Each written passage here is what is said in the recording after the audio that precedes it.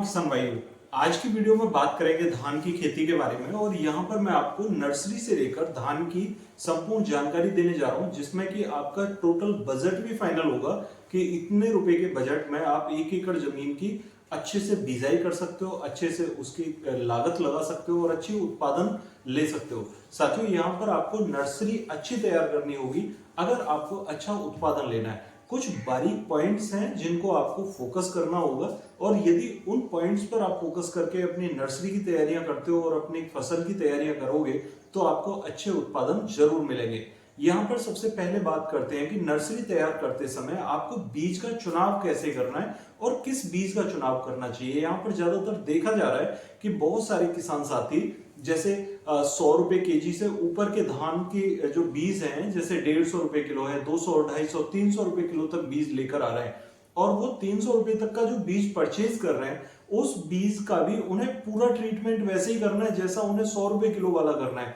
तो आपको मैं एक बात यहाँ पर क्लियर कर दूं कि बहुत महंगे बीज के पीछे ना भगें, खासकर धान की फसल के लिए, क्योंकि आपको बकानी 300 रुपए वाले बीज में भी देखने को मिलेगी, तो वहां पर भी आपको ट्रीटमेंट करने हैं। तो बेटर ये है कि आप 100 रुपए किलो का धान का सीड लें और जो आपका पैसा बचा हुआ है उसको धान के ट्रीटमेंट में लगाएं, उससे आपको लाभ होगा। दूसरा पॉइंट, बहुत सारे किसान भाइयों ने पूछा है कि हम धान कितने किलो प्रति बीघा के हिसाब से बिजाई करें। देखिए, यदि आप 6 बीघा यानी कि 1 एकड़ जमीन की धान की बिजाई करना चाहते हैं तो उसके लिए आपको 6 किलोग्राम धान की जरूरत होगी और यदि नर्सरी ठीक से तैयार कर लेते हो तो 6 किलोग्राम धान की बिजाई करने के बाद आपके कुछ नर्सरी बच जाएगी जिसे आप दूसरे किसान भाइयों को सेल भी कर सकते हो।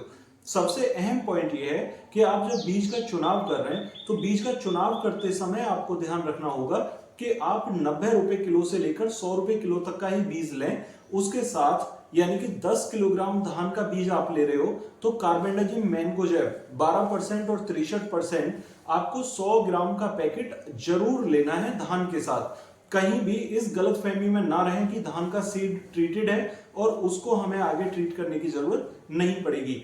चाहे किसी भी दवा से कोई धान ट्रीट किया हुआ है तो भी उसकी जो समय सीमा है वो ज्यादा से ज्यादा 3 महीने रहती है और जब आप धान के बीज की पैकिंग को देखते हैं तो वो 6 महीने पहले की पैकिंग होती है ऑलमोस्ट।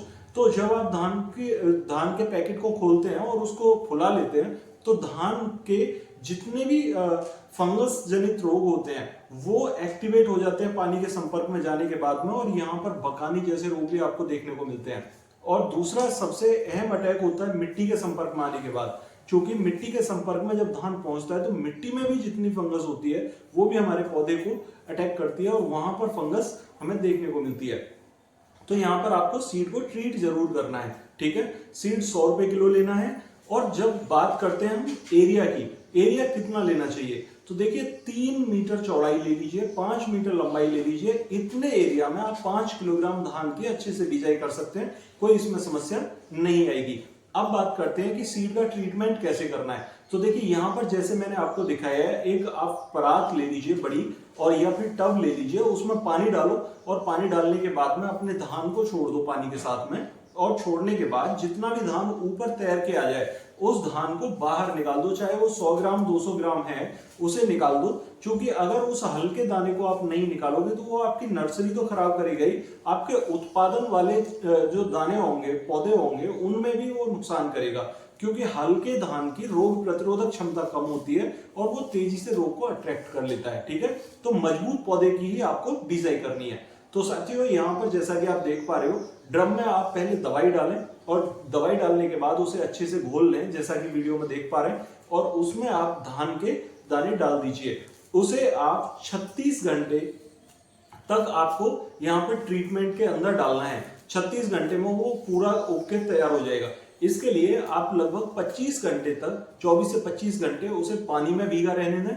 पानी में भीगने के बाद उसे बाहर निकाल के एक जूट के बोरे में डाल दें, और जूट के बोरे में डालने के बाद में आप देखेंगे कि वो मात्र 35-36 घंटे में अंकुरित होकर आ जाता है, जैसा कि आप यहाँ पर अंकुरण देख पा रहे होंगे। साथियों, यहाँ से आगे की अगर मैं बात करूं तो अंकुरण के बाद नर्सरी की क्यारी की तैयारियां करना सबसे अहम होता है। क्यारी में कहीं भी ऊंची नीची जगह नहीं होनी चाहिए, बिल्कुल एक जैसा समतल एरिया ले लें समतल एरिया में बिजाई करने के लाभ ये होते हैं कि जो नीचा एरिया होता है उसमें अभी गर्मी तेज पड़ने के कारण धूप से पानी गर्म हो जाता है और नीचे एरिया में धान के दाने को वो खत्म कर देता है, अंकुरित नहीं होने देता। इसलिए समतल एरिया होगा, क्यारी से पानी बाहर निकालने की आवश्यकता नहीं पड़ेगी और वहां पर आपके धान का अंकुरण ज्यादा अच्छा होगा, यानी 70 से 80% तक अंकुरण यहां पर आप ले सकते हैं। दूसरा, यहां पर जो आपने ट्रीट किया हुआ पानी है उस पानी को आप क्यारी में डालेंगे तो उससे मिट्टी के अंदर जितनी भी फंगस होती है वो भी यहाँ पर खत्म हो जाती है, यानी कि 100 ग्राम दवा से आप पूरे बीज को ट्रीट कर सकते हैं, अपनी मिट्टी को भी ट्रीट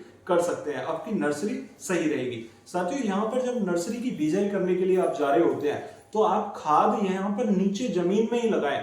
बहुत सारे किसान साथी ऊपर खाद को लगाने की चेष्टा करते हैं, जबकि नर्सरी की बिजाई करते समय यदि हम खाद लगा देते हैं तो पौधे का अंकुरण तो अच्छा होता ही है, उसके साथ में उसे पोषक तत्व तो जल्दी मिलने के कारण पौधे की लंबाई अच्छी रहती है, रोग प्रतिरोधक क्षमता ज्यादा अच्छी हो जाती है और पौधा बहुत तेजी से आगे बढ़ता है और मात्र 18 दिन में आपकी नर्सरी तैयार हो जाती है। यहाँ पर आप धान जितनी मात्रा में ले रहे हैं उसके आधा डीएपी ले लीजिए, डायमोनियम फॉस्फेट, उसमें यूरिया मिक्स कर लीजिए उतनी ही मात्रा में जितना कि डीएपी ले रहे हैं, और उसमें ह्यूमिक एसिड यानी कि 20 किलोग्राम धान तक के लिए आप 1 किलोग्राम ह्यूमिक एसिड मिक्स करके बिजाई कर सकते हैं। और बिजाई कब करनी है खाद की? जब आपने पानी भर लिया हो, क्यारी में पानी भरने के बाद आप खाद का छिड़काव कर दीजिए। खाद का छिड़काव करने के बाद में पाटा जरूर चलाएं। पाटा जब आप चलाएंगे तो पानी में बहुत जो मिट्टी के पार्टिकल्स हैं वो पानी में भर जाएंगे और पानी गधीला हो जाएगा। जब आप गधीले पानी में धान का बुरकाव करेंगे उसके आपको कई लाभ होंगे, क्योंकि अभी टेम्परेचर ज्यादा है, धूप तेजी से पड़ रही है। अगर आप शांत पानी में, साफ पानी में अगर धान का छिड़काव करेंगे तो पानी नीचे बैठने के बाद जब दाना ऊपर ही मिट्टी में पड़ा रहेगा तो वो धूप से सूख जाएगा, उसकी जड़ें सूख जाएंगी, मिट्टी में अंकुरण कम होगा। इसका प्रैक्टिकल आप देख पाएंगे वीडियो में। साथियों, यहाँ पर ज्यादा अंकुरण लेने के लिए आपको जब गधीला पानी हो उसमें छिड़काव करना है, ताकि धान के ऊपर मिट्टी के पार्टिकल्स बैठ जाएं और उनका अंकुरण ज्यादा अच्छा हो सके। क्योंकि मिट्टी के अंदर जब धान चला जाएगा तो उस पर तेज धूप का ज्यादा प्रभाव नहीं होगा, तो पौधा अंकुरित अच्छे से होगा। साथियों, पानी लगाने के बाद जब पहले दिन आप बिजाई करते हैं तो तीसरे दिन पानी लगाएं, यानी कि जैसे आज बिजाई करी है तो 3 दिन के बाद में आपको पानी लगाना होगा। यहाँ पर जब आप पहला पानी लगा देते हैं तो पहली सिंचाई 3 दिन के बाद में आप अपने पौधे को अंकुरित होने दीजिए, अच्छे से बढ़ने दीजिए, फिर सामान्य तौर पर 1-2 दिन के गैप पर उसमें पानी चलाते रहिए। आपकी नर्सरी 18 दिन में तैयार हो जाएगी। आप जब देखेंगे कि 12 से 15 दिन की अवस्था में हल्का पीलापन नर्सरी में देखने को मिलेगा।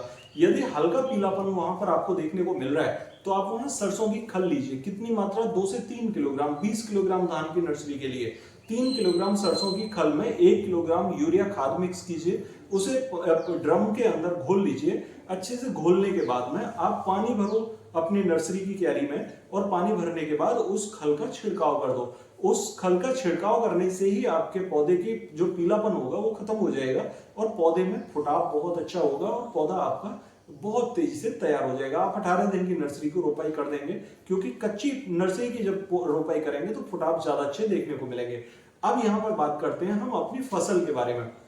क्योंकि नर्सरी तैयार होने के बाद हमारे सामने कई सारी परेशानियां आती हैं और वहीं पर हम गलतियां करते हैं, जो कि गलतियां हमें नहीं करनी चाहिए। जब हम धान की रोपाई कराने के लिए जा रहे हैं साथियों, नर्सरी को उखड़वाने के बाद में ही काम स्टार्ट होता है। यहाँ किसान थोड़ा सा आजाद हो जाता है कि हमने लेबर लगा दी है अपने खेत के अंदर, और वहां पर किसान फोकस नहीं करता, जबकि वहीं फोकस करना चाहिए। आपको मैं अगर रिकॉर्ड दिखाऊं पिछले धानों के, तो ज्यादातर किसान भाई सबसे ज्यादा परेशान इस चीज से रहे हैं कि उनके खेतों में पौधे की रोपाई कम हुई है। अगर आपके पौधे की एक ब्लांद यानी कि आधा फुट से ज्यादा की दूरी पर पौधा लगा हुआ है तो आप समझिए आपके लिए सबसे बड़ी मुसीबत हो गई है ये। अगर आपके खाद सही समय पर नहीं लगे, पानी की थोड़ी सी भी किल्लत हुई, तो उस खाली एरिया में खरपतवार बहुत तेजी से उगेगा और वो आपके धान की पैदावार को बहुत हद तक सीमित कर देगा। इसलिए आप पौधे की रोपाई घनी कराएं। दूसरी बात कि अगर आप पौधे की रोपाई घनी कराने में भी असमर्थ हो रहे हैं तो जो कमजोर पौधे हैं उनको 2 रोपाई करा दो, ठीक है। नर्सरी जब आपकी अच्छी है, अंकुरित हुई, बढ़िया है, ज्यादा नर्सरी है, तो उस सारी नर्सरी को आप रोपाई करा दो। घनी नर्सरी होगी, मैं ये नहीं कह रहा कि आप उसे बिल्कुल घना करा दें, नहीं, कम से कम आधे फीट पर आपकी नर्सरी होनी चाहिए। ठीक है, एक ब्लांक, ठीक है, एक ब्लांक के गैप पर आपका पौधा होना चाहिए। इससे ज्यादा अगर पौधे की दूरी है तो आप समझिए आपके लिए ये बहुत बड़ा सरदर्द पैदा होने जा रहा है। कई बारी कुछ धान के पौधों में बकानी हो जाती है, तो अगर एक ब्लांक वाले पौधे में बकानी है तो इस पौधे को अगर बकानी खत्म कर भी रही है तो दूसरा पौधा उस एरिया को कवर कर लेगा। लेकिन यदि इतने एरिया में भी पौधा नहीं है तो और एक पौधे में बकानी हो जाती है तो फिर बहुत सारा एरिया खाली रहता है, वो उत्पादन को खत्म करता है। यहाँ पर यदि आप घना पौधा लगवाएंगे तो उत्पादन क्षमता आपकी बहुत अच्छी रहेगी, ठीक है, इस बात को समझिए। दूसरा पॉइंट, कुछ भाई कहना चाहते हैं कि हमें घोल बनाते समय हमारे खेत में पानी नहीं रुकता।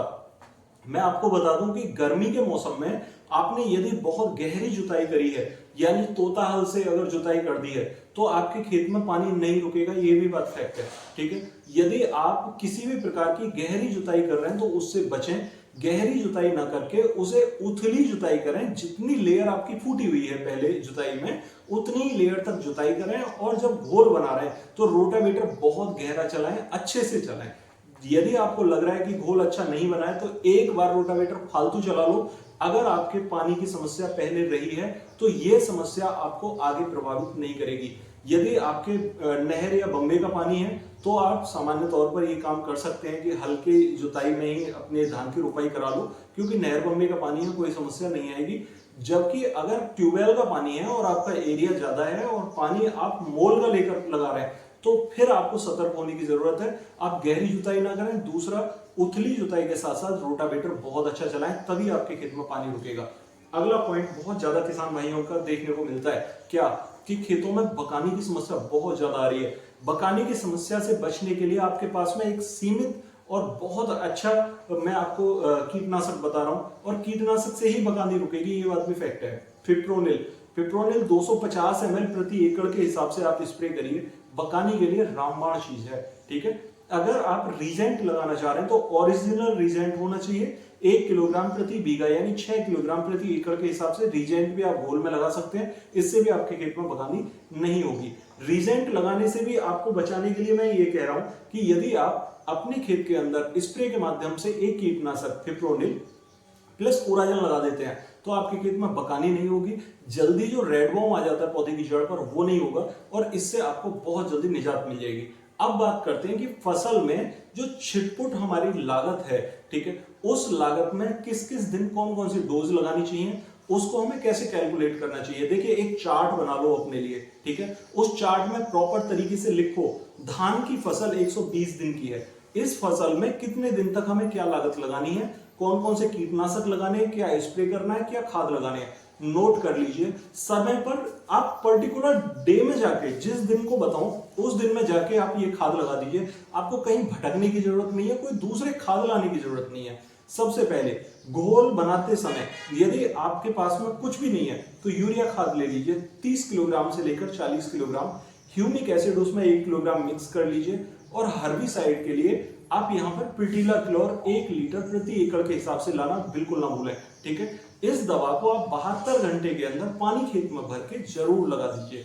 ये आप यदि लगा देंगे तो आपने इनिशियल जो शुरुआत होती है 72 घंटे में पौधे की जड़ें मिट्टी को पकड़ने लगती हैं, उसमें आपकी खरपतवार वाली दवा भी काम करती है। ह्यूमिक एसिड ऊपर लेयर छोड़ देता है पानी में, तो इससे आपके पानी को सोखने की जो क्षमता होती है वो कम हो जाती है। दूसरा, यूरिया खाद, जब नाइट्रोजन हमारे पौधे को शुरुआती अवस्था में मिल जाता है तो पौधे की जड़ें ठीक से विकसित होकर पौधा तेजी से ग्रोथ करने लगता है, यानी पहला पत्ती बहुत जल्दी से निकलने लगता है। और पहली पत्ती का निकलना ही हमारे लिए बहुत बड़ा अचीवमेंट होता है। आप जानते हैं पौधा यदि स्वस्थ हो जाए तो उसको फिर खाद देंगे तो वो बहुत जल्दी से फुटाव करेगा, ठीक है। यदि हमने 72 घंटे में ये काम कर दिया तो 8 दिन तक आपको कुछ भी लगाने की जरूरत नहीं है, बस सामान्य तौर पर पानी अपने खेत में जरूर चलाते रहिए। 8 दिन से लेकर 12 दिन तक, 12 दिन पर आपको एक खाद देना होगा। ये क्या देना है, यहाँ पर सागरिका ले लीजिए आप 10 किलोग्राम प्रति एकड़ के हिसाब से, ये 6 किलोग्राम भी आप ले सकते हैं, ठीक है। ह्यूमिक एसिड 1 किलोग्राम प्रति एकड़ के हिसाब से ले लो, ठीक है। इसमें यूरिया खाद आप 30 किलोग्राम प्रति एकड़ के हिसाब से मिक्स कर लो। यूरिया के लिए बहुत सारे किसान भाई कहते हैं कि इतनी मात्रा ज्यादा तो नहीं है। मैं आपको बता दूं कि यूरिया खाद शुरू में 2 डोज लगाने के बाद में आप अपने पौधे को देख लीजिए, पौधे की लंबाई ठीक चल रही है तो यूरिया की मात्रा कम की जा सकती है, उसमें कोई समस्या नहीं है, क्योंकि आपने सिर्फ खाद को पहुंचाना है वहां तक। यूरिया बहुत ज्यादा मैटर नहीं करेगा, ठीक है। यानी कि यूरिया खाद आपको कम मात्रा देनी है यदि पौधे की लंबाई ठीक चल रही है। दूसरी बात कि यहां पर जब आप डोज लगा रहे हैं तो डोज लगाते समय 30 kilogram urea, Sagarika 10 kilogram, 6 kilogram से लेकर 10 किलोग्राम तक आप ले सकते हैं। ह्यूमिक एसिड 1 किलोग्राम प्रति एकड़ के हिसाब से आप लगा दीजिए। ये 12 दिन पर ट्रीटमेंट करना है। 15 दिन पर आपको एक स्प्रे देना होगा। स्प्रे में क्या लगाना है, यहां पर आप लीजिए कोराजन 60 ml प्रति एकड़ प्लस फिप्रोनिल 250 ml प्रति एकड़। इन दोनों दवाओं का मिश्रण करके आप 15 दिन पर स्प्रे कर दीजिए धान के अंदर। ये क्यों जरूरी है, देखिए रेड वॉर्म आ रहा है, चाहे उड़ने वाला कीट आ रहा है, चाहे किसी भी प्रकार का कोई कीट है, उसे खत्म करने के लिए कोराजन से बेहतर विकल्प नहीं है हमारे पास में। दूसरा पॉइंट कि कोराजन के साथ में फिप्रोनिल क्यों लगाना है। फिप्रोनिल इसलिए लगाना है कि 15 दिन में जिस पौधे में भी बकानी आ रही होती है वो पौधा हमारा साफ दिखाई देने लगता है कि हाँ बकानी इस पौधे में आ चुकी है, और इसे रोकने के लिए हमारे पास ये 15 दिन पर ही विकल्प होता है। यदि इससे आगे हम बढ़ते हैं तो बकानी आगे बढ़ने लगती है। कुछ भाई कहना चाहते हैं कि यदि हमारे पौधे में बकानी आ चुकी है और फिप्रोनिल हमने लगा दिया है फिर भी वो पौधा वहां पर खत्म नहीं होता है या आगे दूसरे पौधों में बकानी हमें दिखाई देती है, मैं आपको बता दूं कि आप पर्टिकुलर वीडियो बनाइए जिस दिन आप स्प्रे कर रहे हैं फिप्रोनिल का स्प्रे करने के बाद में आपको नए पौधों में बकानी दिखाई नहीं देगी। हालांकि वो पौधा खड़ा रहेगा स्वस्थ, कुछ समय के बाद में उस पौधे में भी फुटाव आने लगेगा, उस पौधे के जो बराबर में फुटाव निकलेगा उस पौधे में बकानी नहीं होगी, ठीक है, वो पौधा साफ होगा, स्वस्थ होगा। दूसरी बात, जिस पौधे में बकानी आ गई है वो पौधा कुछ समय के बाद में सूख जाएगा, या उसमें अगर बाल भी निकल आएगी तो वो बालियां भी आपको खाली दाने निकलेंगे, उसमें दाना भरेगा नहीं और वो पौधा खत्म हो जाएगा, ठीक है, उससे कोई मैटर नहीं है। आपको बगानी वाले पौधे काटने नहीं है, ठीक है, उन्हें खड़ा रहने से। दूसरी बात कि 15 दिन पर जब आपने ट्रीटमेंट कर दिया तो आपको 20 दिन पर एक खाद लगाना होगा। एक खाद किस लिए लगाना है, देखिए 12 दिन पर आपके पौधे में फुटाव 4 से 5 पौधे का हो गया और फुटाव होने के बाद में अब आपको फुटाव के ही लिए जाना है। रोग जितना भी आ रहा था वो खत्म हो गया आपका, क्योंकि आपने स्प्रे कर दिया। 20 दिन पर आप एक यहां पर खाद लगाइए। खाद में 30 किलोग्राम प्रति एकड़ के हिसाब से यूरिया लीजिए, कैल्शियम क्लोराइड 3 किलोग्राम प्रति एकड़ के हिसाब से, और उसके साथ में ट्राइकोंटेनॉल 5 किलोग्राम प्रति एकड़ के हिसाब से मिक्स करके बुरकाव कर दो और ये खाद आप 20 दिन पर लगा दो। 20 दिन पर ये खाद लगने के बाद में आपके खेत में फुटाव इतना ज्यादा आ जाएगा कि आप यकीन नहीं करोगे कि इतना फुटाव कैसे हो सकता है, ठीक है। पौधे के मैक्सिमम फुटाव के लिए ये बहुत अच्छी डोज है। 20 दिन पर ये काम करने के बाद आप 8 दिन कुछ ना करें खेत में, सिर्फ आप नजर रखें कि हमारे पानी जो है वो सामान्य चल रहा है और हमारे खेत में कोई दूसरे जो बाहरी पशु हैं वो नुकसान नहीं कर रहे हैं। दूसरी बात, आप 28 से 30 दिन पर जाएंगे, एक डोज आपको यहां लगानी है 09 धान की, जहां तक मैं बात कर रहा हूं, ठीक है। यहां पर आपको एक डोज क्या लगानी है, हरा कशिश 10 से 12 रुपए केजी मिल जाता है मार्केट के अंदर, पंसारी की दुकान से ले लो, और उसकी मात्रा लेनी है आपको 6 किलोग्राम मात्र, और उसके साथ चूना मिक्स करना है। चूना कितना, 8 रुपए किलो वाला भुना हुआ चूना। कितनी मात्रा इसकी आप ले सकते हैं 8 किलोग्राम से लेकर 10 किलोग्राम प्रति एकड़ की मात्रा, और आप उसे हरा कशिश के साथ मिक्स करिए। 30 किलोग्राम यूरिया की आपको जरूरत नहीं है, मात्र 20 से 22 किलोग्राम यूरिया ले लीजिए, उसमें आप कोट करके इसे छिट्टा दे दीजिए, छिड़काव कर दो और पानी लगा दो। ये आपके पौधे के कलर को तो जबरदस्त बनाएगा ही, साथ ही साथ आपके पौधे के वनस्पतिक विकास को बहुत जल्दी बढ़ाएगा, पत्तियों को चौड़ा कर देगा, और गोव की जो पत्तियां हैं उन पत्तियों में आप देखेंगे गजब की ताजगी आपको देखने को मिलेगी, वनस्पतिक विकास बहुत अच्छा देखने को मिलेगा।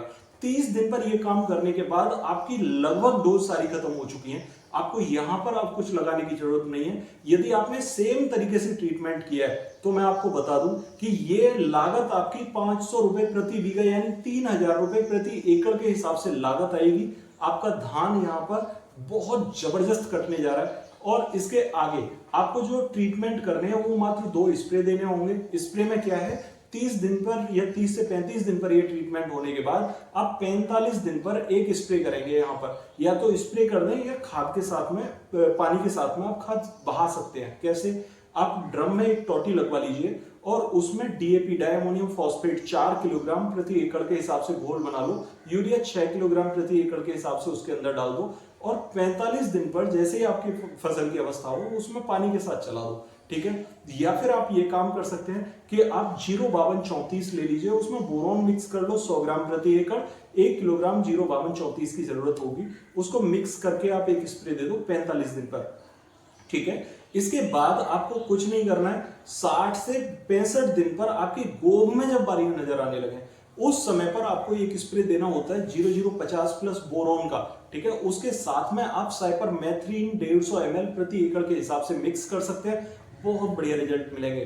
साथियों, यदि इस टाइप से आप ट्रीटमेंट करेंगे तो ये लागत आपकी 500 रुपए प्रति बीघा यानी 3000 प्रति एकड़ से ऊपर नहीं जाएगी, और आपकी जितनी भी दवाएं हैं वो दवाएं कम हो सकती हैं, आगे नहीं बढ़ेंगी। कारण क्या होता है कि कई बार दवाओं का जो ग्राफ होता है वो ग्राफ हमारा बड़ा होता है, उसमें हम फसल की अवस्था के अनुसार चुनते हैं और अपनी दवाएं लगाते हैं।